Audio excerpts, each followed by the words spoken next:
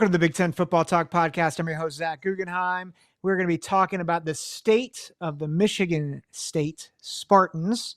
But before I introduce my guest, make sure to like, follow, subscribe wherever you get your podcasts. Apple, Spotify, and of course, YouTube. Like and subscribe on YouTube. Follow us on Spotify. And of course, if you want to email me, big10footballtalk@gmail.com. And there'll be a little poll if you're on Spotify. Make sure you check out that poll question. Leave us your feedback. We'd love it. But without further ado, from the Spartan Savant Podcast of the College Huddle community, Nick Homberg, how you doing? I'm doing well. Thanks for having me. For sure. I'm glad that we get some Michigan State representation here. And you have a pretty good tie to the university. Tell us, how did you get connected to Michigan State? And then how'd you get into podcasting for the Spartans? So I grew up in Metro Detroit. A lot of people pretty much go to Michigan or Michigan State. I always gravitated towards the Spartans. I had no family connection. My parents both went to smaller schools. Just fell in love with it. Spent 4 years there for the best years of my life, and just decided one day with some of my college buddies that it might be kind of fun to start a podcast. Nice. And there's three of you, right? Who are the other two guys on your pod? It is Travis Tyler and Winston Erwiller. Okay. Nice. And you guys are part of the College Huddle. Where else can we find you in that space? So you can find us on Twitter, YouTube, and anywhere that you get podcasts that the podcast networks apps send to. Nice. Okay, so I have a question off the bat from what you just said. You said you gravitated towards Michigan State. I'm obviously thrilled with that because I hate the team up north. But like, what made you gravitate towards green and white rather than maize and blue? I'm glad you asked. So a couple things. So when I was 6 years old or so, 6 or 7, it was whenever the Spartan Bob clock gate happened, where there was 1 second left and we scored a touchdown there. And Michigan ended up beating Michigan in an upset. And we were watching it with a lot of people who were U of M alumni, like my friends' parents. And I just remember they were so mad and like making every excuse in the book and just being like, you know what? Screw these guys. I like Michigan State. Like they just kind of always gave me better vibes. So you were 6 and you're in this environment. It's like, this is my line in the sand right here. Yeah. You guys are reacting terribly. I'm a Spartan for life. Here we go. Exactly. And I would never react so poorly to a game, of course. Nice. I wish I could say I would never respond poorly to that, but it makes sense why you're not an Ohio State fan. That's fun. So from 6 years old, that was like your line in the sand. And obviously you guys had a good run. D'Antonio obviously was a huge piece for both of our teams. D'Antonio was a defensive coordinator for us, winning the national championship in 2002. And then he had a stint as the head coach in Cincinnati. And then Michigan State, I didn't ask you this beforehand, but I'm curious. Would you say that D'Antonio is the best coach of Michigan State's history, or like top 5? Like, where does he rank in that discussion? I mean, no question, top 3. Biggie Munn and Duffy Daughtry, though. It's really tough to like discount them with the national titles and like what they did for college football. Sure. But I mean, yeah. When I was in school, Mark D'Antonio won a Rose Bowl and made the playoffs and won the Big Ten twice. So to me, yeah, he's the greatest football coach in history. There you go. But yeah. And we won't talk about the kicker doing the windmill in Ohio Stadium. We're just gonna bypass that completely. Mel Tucker obviously took over for D'Antonio, and I think we were all shocked. I don't know if you were shocked by 2021. 2020 felt like, okay, they're rebuilding after, the slide, the last couple of years of D'Antonio. And then Tucker, I didn't expect much in 2021. I think I had them going 3-9 preseason, and they finished either 8th or 9th in the country, depending on what poll you look at. They beat Michigan. They beat Pitt in a New Year's Six bowl. And so it was an unexpected top 10 finish. And then 2022 and 2023 happened. And aside from the off field allegations, which I know is a huge part of his firing, like what else led to Tucker's downfall? So the Mel Tucker experience was quite a 4 years. COVID, obviously, losing to Rutgers at first was kind of put a bad taste in our mouth. That immediately got taken off when he beat, like, I think they were number 11 Michigan that next year. So we all kind of knew that we weren't going to be very good that year just because of how things were after D'Antonio left and COVID being just so weird in general. So that 2021 season with Kenneth Walker, I was bullish, but I'm a Michigan State fan, so I'm going to be bullish every single year. Right. Like, I drink the green Kool-Aid. I got it right here with me. There you go. So we got – so, I mean, I was surprised, but I thought, we might not win 10 – we might not make 10 wins 2022, but we're going to look good. We're going to surprise some people still. And then we went 5-7. That was actually my least favorite season of all of them because I just remember during that Washington game, you could just see it like, oh, maybe Mel Tucker isn't the guy, because all the flaws that we had in 2021, which there were a lot. We had like the worst secondary in the nation. Our O-line rotations were weird. They just weren't great. Kenneth Walker they called him the eraser. He just fixed problems, and we just addressed none of it. And we won 5 games. And there were so many just horrible losses, like the clock management against Indiana. Yeah, that one. If I was 6, I would have been an Indiana fan that day. But yeah, just and 2023 was just over before it started. It almost felt, as much as I was a Mel Tucker coming guy, like I was defending him after everything. Even when the whole thing happened and he got fired, it was like, all right, we might have dodged a bullet with this. Yeah.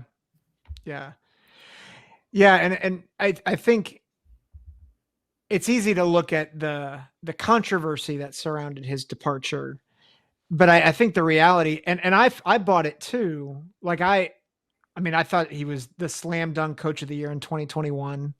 And I mean, who wouldn't after, Kenneth Walker was an epiphany. I mean, he was so good, and there were certainly weaknesses, but they really covered them.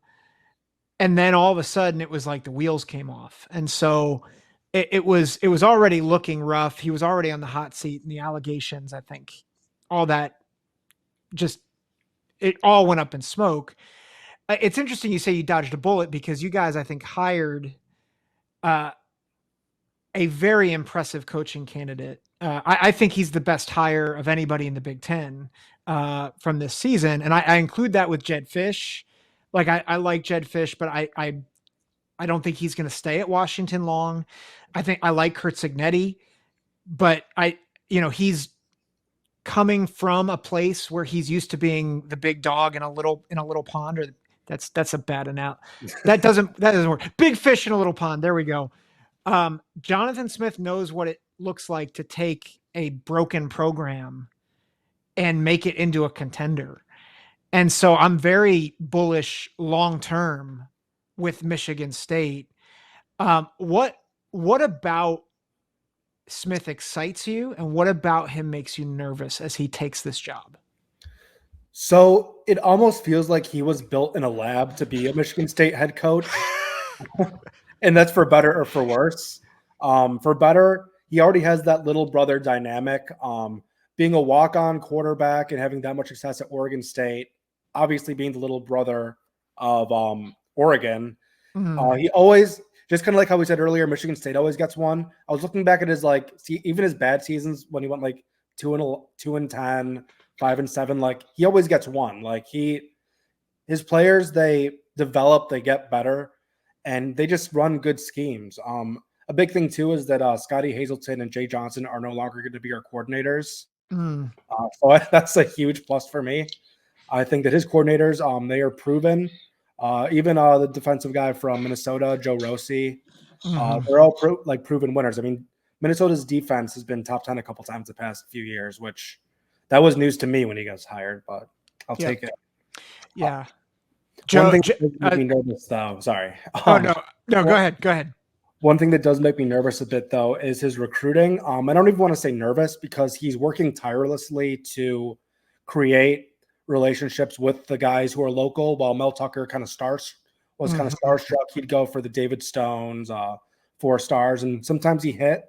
We're kind of doing the lower end, closer guys who are just our kind of guys, like program building guys. So yeah, I hope it'll get a little bit more star-studded in the future. But for now, I like how he's getting those diamonds in the rough. Hopefully, like our kind of guys. Yeah, well, I remember. I'll comment on 2 things. One is, I think that was my biggest concern with recruiting, because he's never had to recruit in the Midwest. It's always been, Pacific Coast, Pac-12 territory. So that being said, I agree. I think he is really doing a good job of, putting in the work, but it's going to take time. And I think that's probably the biggest thing is Michigan State going to give him the time to really cultivate those relationships? You mentioned the coordinators. I know, is it Rossi or Rossi? I think it's Rossi, actually. Is it Rossi? I know he was a big time hire for the Spartans. I'm struggling to find who they hired at offensive coordinator. Who's their new OC? It was Brian Lindgren. He was the OC under Jonathan Smith at Oregon State. That's right. Yeah. And so you guys, new coordinator hires, which I think really bodes well, because they needed a refresh top to bottom. Like, they needed to do that. What about bringing in Lindgren excites you with the offense? Again, number one is not being Jay Johnson, being somebody else, because there were some schemes that gave me nightmares the last 4 years. So, just having someone else in charge, I just think better play calling in general. He seems to be a pretty decent recruiter with the guys he makes relationships with. I do remember seeing some Oregon State fans saying that we're not going to like Brian Lindgren, but I just think they might have been bitter. And there's always going to be something you don't like about your coach. Like, there's always a scapegoat when you aren't winning some games. But I think it'll be pretty good there. Yeah. Well, as long as the play call isn't Kenneth Walker right, Kenneth Walker left, play action to Kenneth Walker, know, which worked when you have Kenneth Walker, but it doesn't work when you don't have him. So exactly. And if he's bringing Kenneth Walker in, hey, do it. You got it.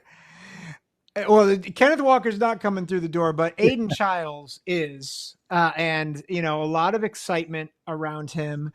He is, I think, what many assume he is going to be the starter. What does he bring to this attack, this Spartan attack? So he's really the first kind of dual threat QB we've had in a long time. There was Ryan Lewerke back in 2017, 2018, 2019. Who could run. Even Peyton Thorne a bit, could use his legs a little. But, this is really since Drew Statton, we've had such a talent, such someone who's been highly touted because, even our QBs like Kirk Cousins, Connor Cook, they were like 2 stars. Like, nobody really gave him a second thought. And this is a guy who, he was ranked extremely high on the transfer portal. I'm not the biggest X's and O's guys, so I just know I looked at his highlights and they're pretty cool. Yeah, he's very talented. Knows the offense because he's coming from Oregon State. Do you know is there any competition, or is it clear that Childs is the guy? So from what it sounds like to me, it's extremely clear Childs is the guy. Even though Tommy Schuster, our backup, he broke some FCS records, I want to say at North Dakota State. I was really surprised that we were able to get him and let him know he was going to be a backup in his last year, because he was great where he went to school. But from what it sounds like, they're saying like Aiden Childs went to Michigan State to start. That's understood. Yeah, well, that makes sense. Like, he's following his coach. He knows the system. It's interesting, and it's interesting too. Tommy Schuster, not last 4 years at North Dakota State, 5 years. So he's a 6-year guy and he's backing up, which means if there's some inconsistency or injury, you have a proven backup at the highest level FCS program in the country. Mm-hmm. So that's a big deal. I don't think I realized that he was your number 2 there. Who else is coming in, like either newcomers or who are maybe some returnees that are staying that maybe people don't realize are gonna make a difference for the Spartan squad this fall? Gotcha. I'm gonna start with some of the new guys coming in, and then because I want to really get into the returning guys. So some new guys here. The 2 big ones also coming from Oregon State are Jack Velling, the tight end, and Tanner Miller, who's going to be playing center for us, it sounds like. I want to say Miller was like honorable mention all conference Pac-12, and Velling led the league in touchdowns, I want to say, for tight ends. Oh wow. So that's always good to have. Yeah. We have Ed Woods from Arizona State. He was kind of a last-second transfer addition. That's really going to help our secondary there. We got Wayne Matthews from Old Dominion. I've heard really good things about him. Luke Newman from Holy Cross. He's actually from my hometown. He's coming home. Yep. And he's supposed to be good at offensive line. Then there's Kerryon Lynch and Adams, who he could be running back 1, but I think it's going to be Nate Carter. But he'll definitely help take the load off of him. He looks pretty talented because Carter was just chucking yards last year. And then Daquan Dowse, he was already, I don't know if that's how you pronounce his name, but he was already going to be important. But especially with Simeon Barrow and Derek Harmon gone, he's going to bear the load now. So he has to step up. Yeah. A lot of just one thing to note, a lot of seniors you're talking about, like Dowse at defensive tackle and Lynch Adams at running back. And I know that Lynch Adams especially was a high, I think Ohio State was in on him at one point. And, so for Michigan State to get him and have a dangerous tandem at running back and Carter and Lynch Adams, that's big.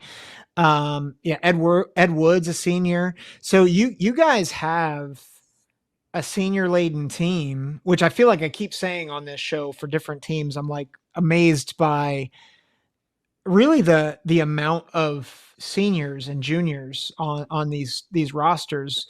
It makes me feel like we're in for a much tougher season, like in terms of like predictions when you have all these seniors, because they're all experienced and so they know how to play. Which of these newcomers are you most excited about besides Childs? So I'll say besides all the Oregon State guys, because those are just kind of a given. I really like Ed Woods from Arizona State. I think he's going to be great at corner for us. That's a place we've been lacking recently. But we also have some guys coming back who, contrary to popular belief, not every player on our team who didn't leave is bad. Right. Yeah. So we got some good guys coming. If you want me to go over those for you. Yeah. Well, I'd imagine that the first one off your lips is Cal Haladay. Yeah. So why don't you talk about him for a little bit? Because I think he probably deserves to be talked about. I mean, God, he's been at Michigan State. This will be his 5th year, and he's had 4 head coaches. He's had recruited by D'Antonio, played for Tucker. Oh, I'm sorry, he did 3 head. Played for Harlan Barnett last year, and now he's going with Jonathan Smith. So he's a trooper. He's a real leader. He has been even ever since 2021. Really, is like redshirt freshman year. He's not the most athletically gifted guy, but we've gotten some younger guys who can do that. But he'll keep the room together. Yeah. And linebacker Jordan Hall too. I think he's a natural born leader. He's a sophomore. He was good last year. I think he's gonna really step up this year. Help bring the defense together. And I was saying before too, we got Nate Carter at running back. He was, I think, one of our best players last year. Wasn't really talked about enough because he just seems like the only time the ball would go forward was when he had it at times. Yeah, last year was a little rough. Montori Foster, he's the senior receiver. He started off not that great last year, in my opinion, but he really improved. And if he can keep taking the steps, him and Glover, and even the freshman, the new freshman coming in, Nick Marsh, they could all be great for the receiving room. We got Antonio Gates as well, and some fast guys like Jalen Smith, Isaiah Brown, I want to say. Mm-hmm. And then we got Parachek at tight end. He is he'll be kind of like the Robin to Velling's Batman. He had some great moments last year, and the limited moments he had as a true freshman. And then you can't mention Michigan State without their punters. We, for some reason, the past 10 years, our punters are either like all conference or they become tight ends. We got Ryan Eckey this year. We had Behringer the last few years, Sadler, all them. We have him, and we have Jonathan Kim returning as kicker. He kicked like a 54-yarder last year, which if he can keep doing that, will be great there.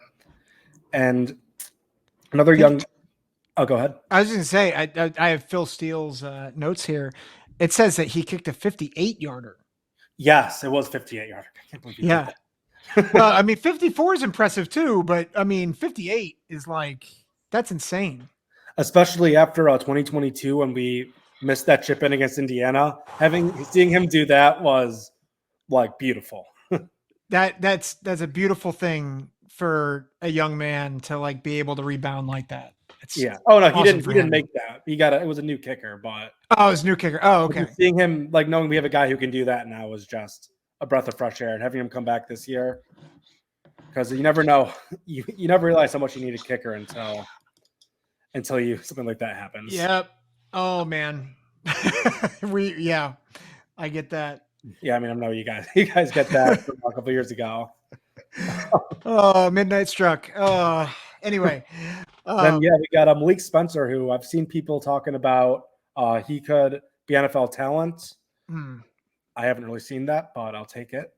And then Jalen Thompson and Chance Rucker are two more freshmen on the defense who were great last year as true freshmen who I think will take a big step.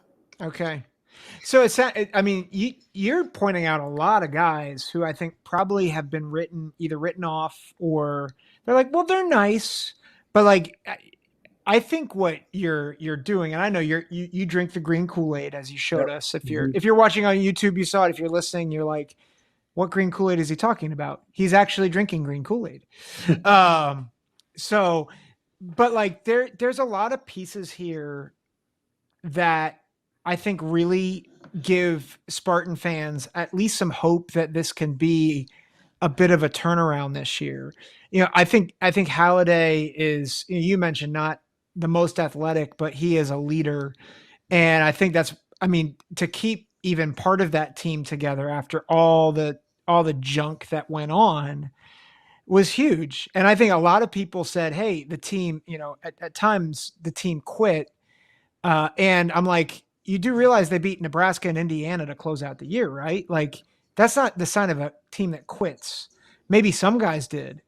But the fact that they beat Nebraska and they went on the road and beat Indiana, like 2 out of their last 4 games, that's a huge deal. And I think Haladay is a big part of that. I think some of these other guys you're talking about that are returning are a huge part of keeping this team together, keeping this core together. And you add that with these new guys, I think we're seeing like, hey, like Michigan State can do some things this year, and especially with a talent like Childs, he may have some growing pains, but like he's got some weapons.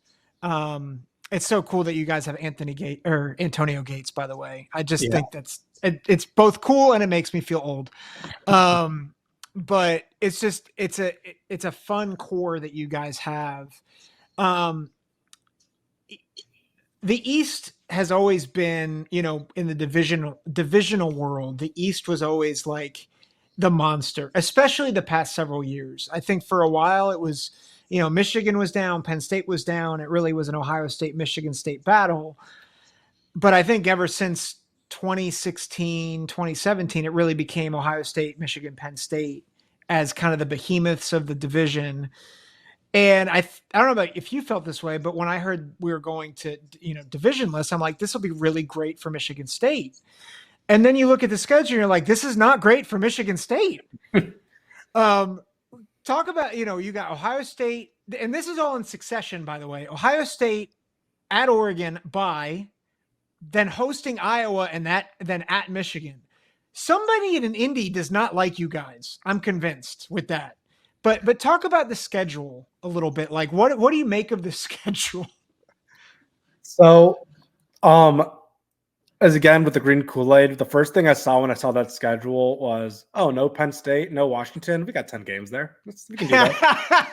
But realistically, it's not an easy schedule. It's weirdly balanced with that gauntlet in the middle. But with the first four, so that really is like every year, I feel every year it's really 3 seasons of 4 games. So those first 4 games, Boston College isn't going to be easy, unfortunately. Yep. But I mean, we have Maryland. We're at Maryland. It's the second game of the year. That's going to be pretty tough. But I mean, they're kind of where we are too. There are a lot of question marks. No more Tua Jr. I wish I should have learned his name at one point. Tualinga.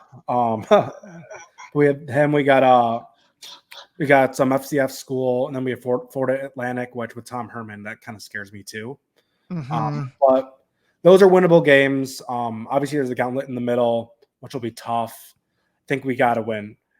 We got to win one of those for me to be happy. I can get into that in a minute. But then the last 4 games, theoretically, you would think are easy, but you never really know. It's like Indiana, Rutgers, Nebraska, and I want to say Illinois. It's at Illinois and Purdue. Nebraska. You guys missed Nebraska this year. Oh, nice. So that's yeah. I mean, those are 4 games. So for me to be happy, I don't just want like a 6-6. I would obviously prefer like an 8-4. But if we go 6-6 with 2 top 25 wins, I think we'll be happy. And I just want us to compete against the Ohio States and the Oregons. Like, I don't want, like last year, literally the last 2 years, if a team hit a number in front of them, we were losing 45-0. Mm-hmm. That was just how it was. Like if we could lose to you guys by 14, that would be beautiful. I would love that. Yeah. Like, I just need to know that we're actually competing with the other teams and that we're playing the same sport.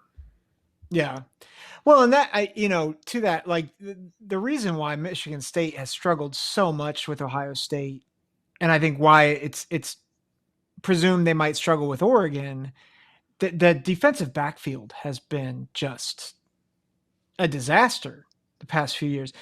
And I think, if you keep it within 14 to Ohio State, that signals, especially with that receiving core, that signals, oh wow, we're starting to make improvements on that weakness.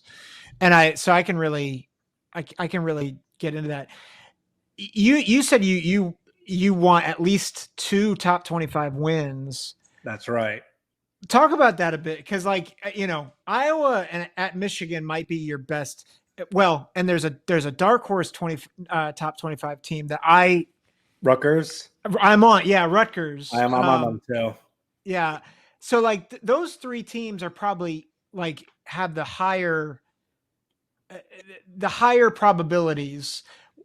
Give us the pathway to victory for those three games.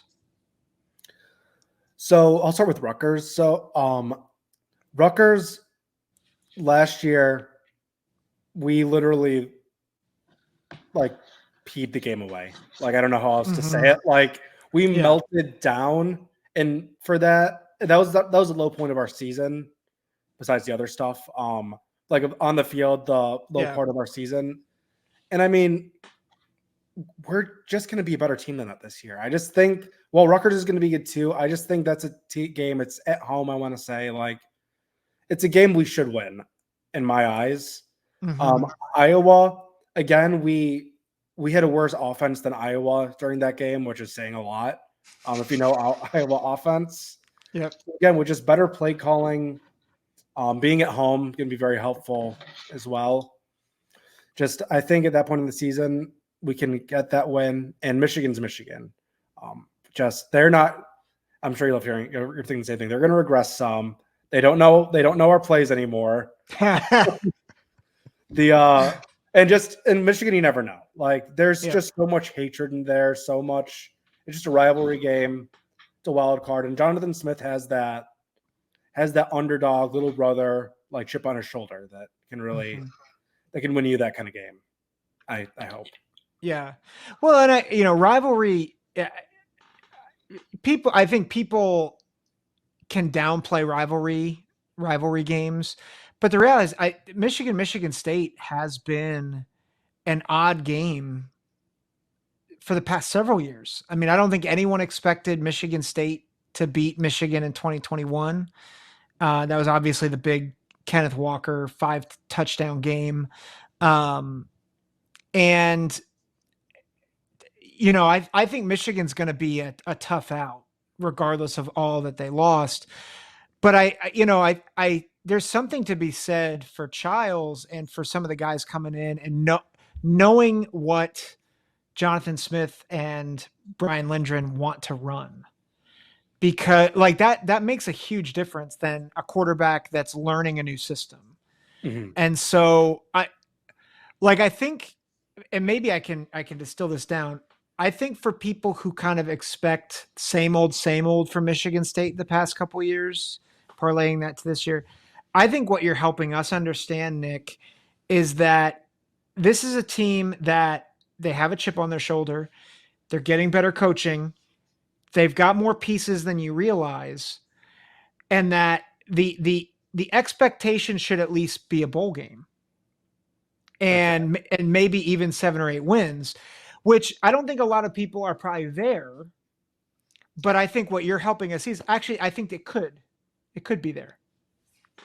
The pieces, I think, with better coaching, I think the pieces are definitely there for a successful Big Ten season. Yeah, and I think there's one other thing, and I'd be curious to hear your thought on this. In a sense, there's no pressure on Jonathan Smith this year. Like, people know he's got a hard schedule. People know he's rebuilding. And that can be real, like that can inject life into a program, right? Yeah, definitely. Everyone, I mean, and again, just how I feel like Jonathan Smith is walk on, little brother, just that's why, again, it almost feels too good to be true. It's built on Michigan State having a good season. Like, this is exactly how it is every time we have a good season. Like, they're doubting us. We have the chip on the shoulder. Just, they aren't circling us on the schedule. Just kind of you look down and suddenly we've won 10 games. Yep.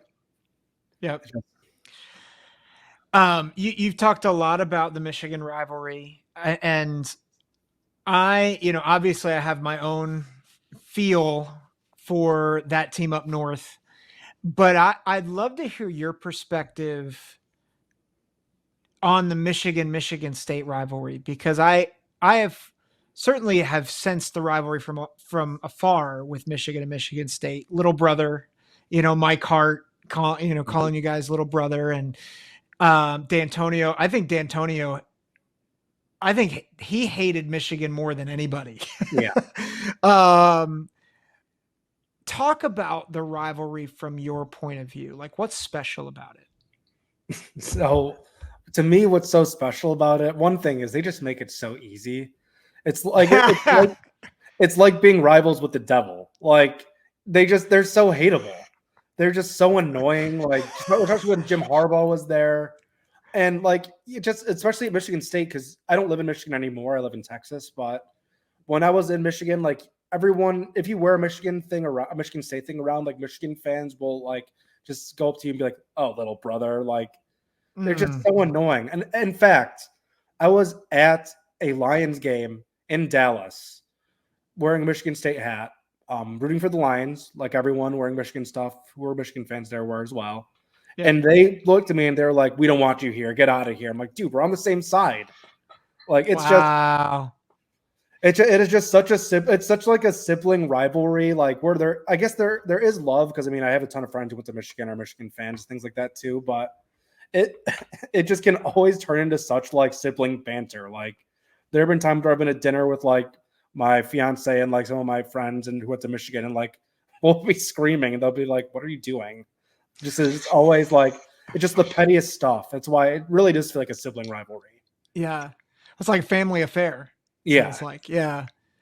Yeah. Well, and it's different from being cross state. It's like you're in the same state, you're sharing, like you share a professional franchises like the Lions, the probably the Detroit Tigers, the Red Wings. Um so you guys have that in common, and then all of a sudden you guys have different allegiances on the college football field, and it's like you guys are annoying. yeah. And this is actually was an annoying thing that Michigan State fans did. Like there were a really small portion of MSU fans when like Aiden Hutchinson got drafted to the Lions who were like, oh, what a waste of a pick, what a waste of time. It's like he's on our team. Like we want him to be good. I don't care if it owns Michigan fans. Yep. I can understand that, but that makes that's funny. So I think it's just fun. I think it's one of the things I love about the Big Ten is you have all these different rivalry. It makes me hope that in expansion we don't lose some of these things that we hold so dear, because I think that's what makes college football great. Is you have the stories of how these rivalries have become so important to fans, and so it's really fun. I agree. I don't think it will. I think it'll just add more rivalries because, I mean, honestly, I have a moment with every Big Ten team that makes me hate them. Like I can think to like a Purdue game that makes me just like boils my blood. Like, God, Wisconsin, Michigan State 2011. Mm-hmm. Like, and that would just be that with Oregon, USC, UCLA, and all that. Like, I think it's gonna just gonna have more teams to hate. Yeah. Yeah.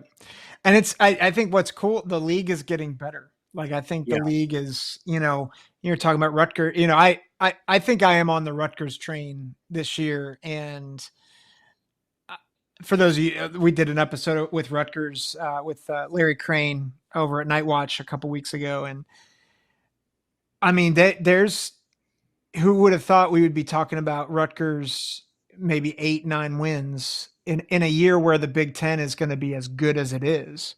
And granted, their schedule is not nearly the gauntlet that your middle half or the middle third is of yours, but and it's all over. Like, I think, USC is getting better.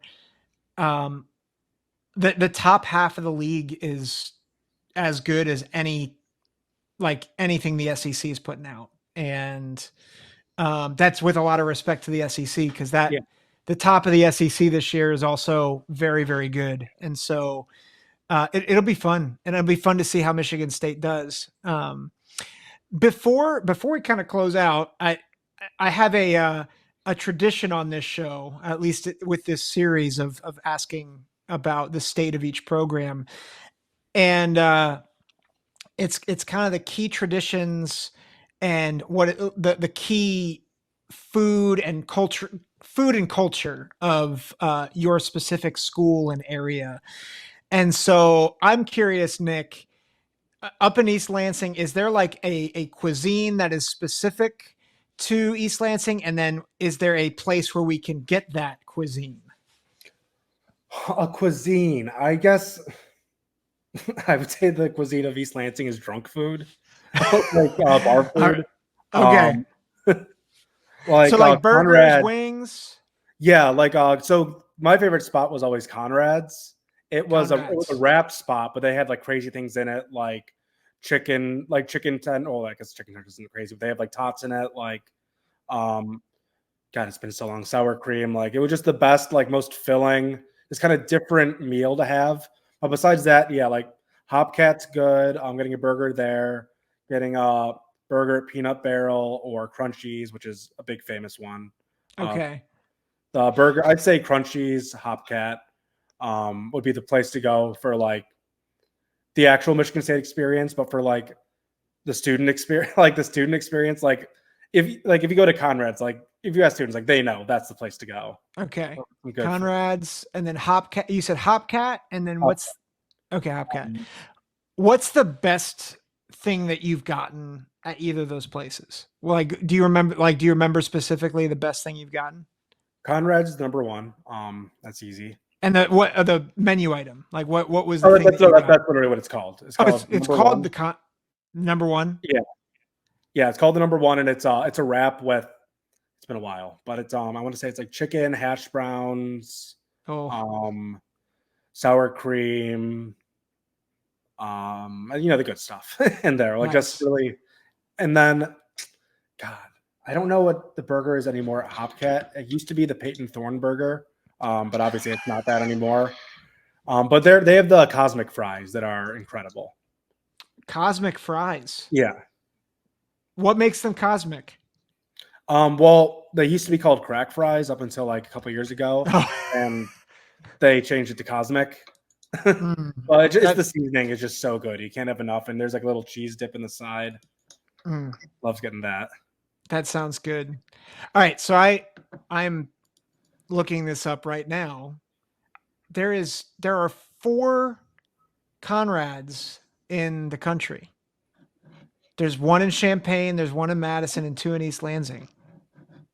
I think is it the Conrad's Grill? Yeah. Okay. That there shouldn't be one in Madison and Champaign. That's messed up. I've just popped a bubble. I did not mean to, but okay. So I'm gonna put the website in the